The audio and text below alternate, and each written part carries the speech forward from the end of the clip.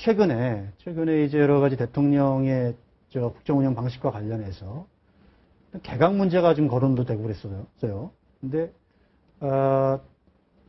지금 박근혜 대통령이 뭔가 개인기를 가지고 지금 국정 1년 운영되어 온 것 아니냐. 이런 지적이 좀 나올 수 있고, 내각 팀이라든지 이런 것이 같이 맞물려 가지 못하는 부분들이 좀 있다. 이런 비판이 있는데, 어떻습니까? 이게 대통령의 지지율 요 하나만 가지고 지방선거에 새누리당이 아까 했지만 좋은 성적을 거둘 수 있을까요? 저는 이번 지방선거에서 새누리당이 쉽지 않은 선거가 될 거라고 생각을 합니다. 왜냐하면 지난 2010년 선거에서 사실 영호남은 죄송한 말씀입니다만 선거 결과가 어느 정도 예측이 되는 상황이고, 물론 지금 호남에서 새정치연합과 민주당이 어떻게 될지는 아직 모르겠습니다만 어느 정도는 정해진 구도에서 이루어지는 선거고, 사실은 수도권이 가장 관심의 초점인데, 지난 수도권에서 2010년도 지방선거에서 민주당이 거의 압승을 했거든요. 그래서 사실은 현역 단체장의 프리미엄을 개별 지방선거에서 뛰어넘기는 매우 힘듭니다. 인지도 면에서도 그렇고, 아무래도 시정이 됐던 도정이 됐던 그런 펼치면서 사실상 단체장들은 4년 내내 자기 선거운동을 할 수 있거든요. 그게 무슨 시정 홍보의 장이 됐던 설명의 장이 됐던 뭐 여러 가지 방법을 통해서. 그래서 알겠습니다. 사실은 뭐 새누리당이 절대 유리한 선거는 아니라고 생각합니다. 반대 전망인데. 왜냐하면 현직이 누가 많으냐 사실 아무런 의미가 없어요. 왜냐하면 2006년도는 또 반대 경우였단 말이에요. 그러니까 2006년은 오히려 한나라당 쪽이 압승을 했고, 또 2010년은 거꾸로 이제 민주당 쪽이 압승을 했는데, 문제는 그 시점에서 이제 정권에 대한 평가이기 때문에 좀 전에 우리가 말씀을 나누었듯이 현재 박근혜 대통령의 국정 운영 지지도가 60%까지 이렇게 고공행진을 하는 상황에서 민주당이 간단치 않으리라고 저는 생각을 합니다. 저도 그 생각에 동의합니다. 다만 이제 근데 중요한 것은 이런 것 같아요. 박근혜 정부의 잘못된 점을 뭐 비판하고 박근혜 정부와 싸우는 일도 중요하지만, 현재 민주당이 해야 될 일은 자신이 대안적 세력이라고 하는 것들을 보여주는데 좀 더 많은 노력을 해야 되지 않느냐라는 것이 제 생각입니다. 현재 민주당 내에서는 뭐 열심히 화끈하게 한번 싸우자라고 하는 이 선명 야당론하고 그 대안 야당론이 서로 경합하고 있는데, 저는 좀 더 자기를 가꾸는 일에 몰두했으면 좋겠다. 몇 가지 근거가 있는데요. 김 교수님 의견에 저도 동의를 합니다. 왜냐하면요. 지금까지 지방선거를 보면은, 압승, 또, 그 다음에 완패, 이것이 반복이 됐어요. 그러니까 무슨 말씀이냐면, 지금 현재 거의 70% 가까운 지방자치단체 70% 가까운 또 지방의회 의석의 70% 가까이가 민주당이었습니다.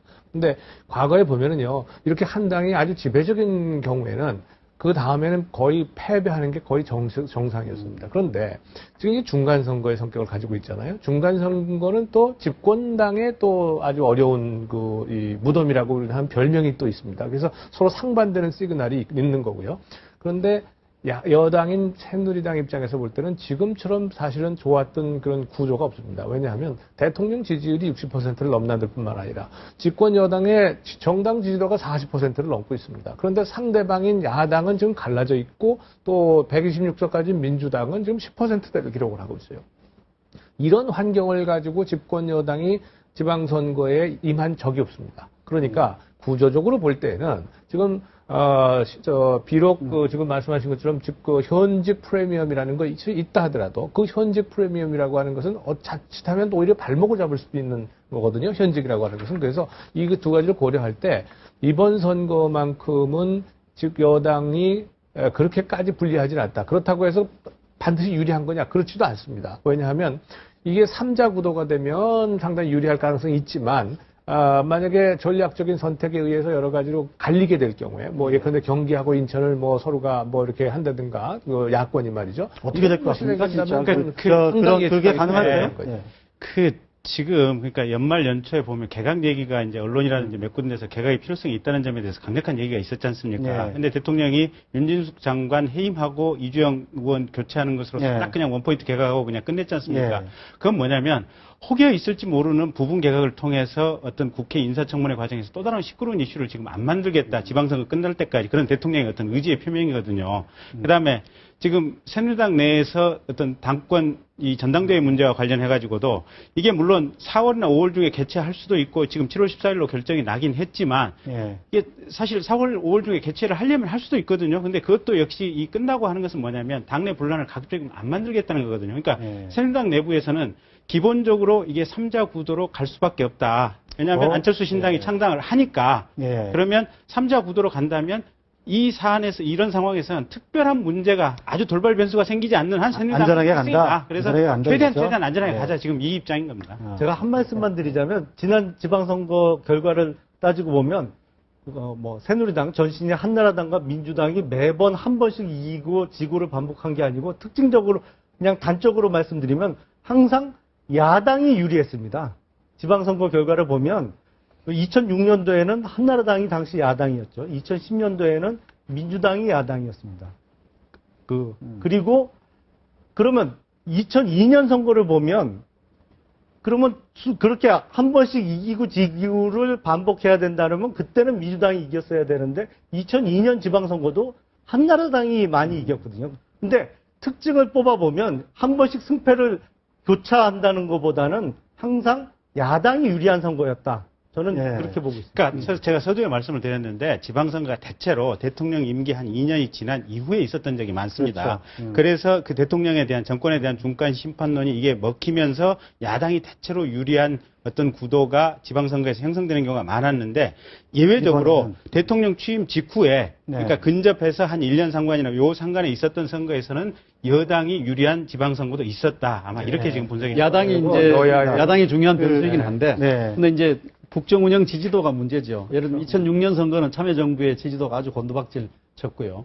또 거꾸로 2010년도에는 이명박 정부가 맞습니다. 4대강 문제라든지 또 천안함 문제 잘못 핸들링해서 국정 운영 지지도가 아주 낮았지 않습니까? 뭐 그런 네. 것들이 중요한 변수라고 본다면 일단은 여당에게 유리한 선거이고 그러니까 야당이 이제 문제를 어떻게 풀어가느냐에 좀 달려 있다고 보죠. 그리고 또 한 가지는요. 네. 지금 어쨌든 지방 권력은 민주당이 가지고 있었어요.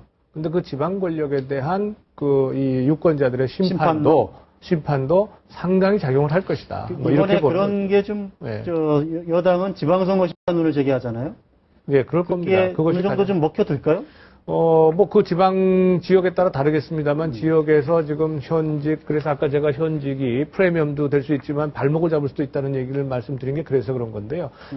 누구든지 간에 그 현직 뭐 시도지사 같은 경우에는 반드시 거기에 그 반대 세력이 있거든요. 그리고 불만을 가진 유권자들이 많이 있습니다. 그래서 이런 분들이 오히려 지방 권력을 심판하자라고 하는 것에 네, 동의한다면 네. 상당히 큰 변화가 있겠죠. 예. 말씀, 이제- 청와대에 이번 지방선거가 어떻게 하실 것 같아요? 청와대가 지방선거에서 승리하느냐가 상당히 어쨌든 창원 국정운영을 운영하는 되게 중요한 곡점이 될 텐데. 중요한 분수령이 되겠죠. 근데 이제 가만히 있을 걸로 보십니까? 어떻게 보십니까? 뭐 뒤에서. 청와대가 뭐 선거에 개입하는 예. 행위는 하기가 어려울 것 네. 같고요. 예.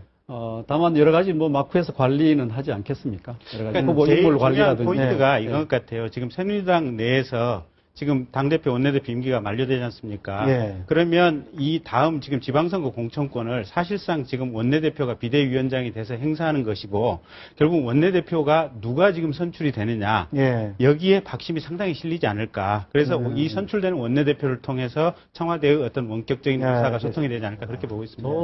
제가 보기에는 청와대가 지방선거에 개입하기 어려울 뿐만 아니라 지금 여당, 새누리당의 지도부도 사실은 그 지방선거 공천에 관여하기가 매우 역대 선거 중에 가장 힘든 선거가 될 것으로 보입니다. 왜냐하면 내일 이제 그 새누리당 당원 개정을 위한 전국위원회가 개최될 예정인데요. 그래서 소위 상향식 공천제, 당내 경선을 통한 상향식 공천제를 하는 것으로 지금 당원을 개정할 예정이라고 알려져 있습니다. 그걸로 봐서 사실은 경선 결과가 딱 나와버리면 그게 여론조사 경선이 됐던 아니면 당원을 상대로 한 그 당내 경선이 됐던 여론조사나 네. 그 당내 경선에서 1등을 한 후보를 공천을 안 주기는 어렵거든요. 그래서 역대 어느 지방선거 내지는 전국 단위의 선거에 있어서 가장 여당 지도부를 포함한 어느 누구도 영향력을 끼치기 어려운 선거가 될 것으로 보입니다.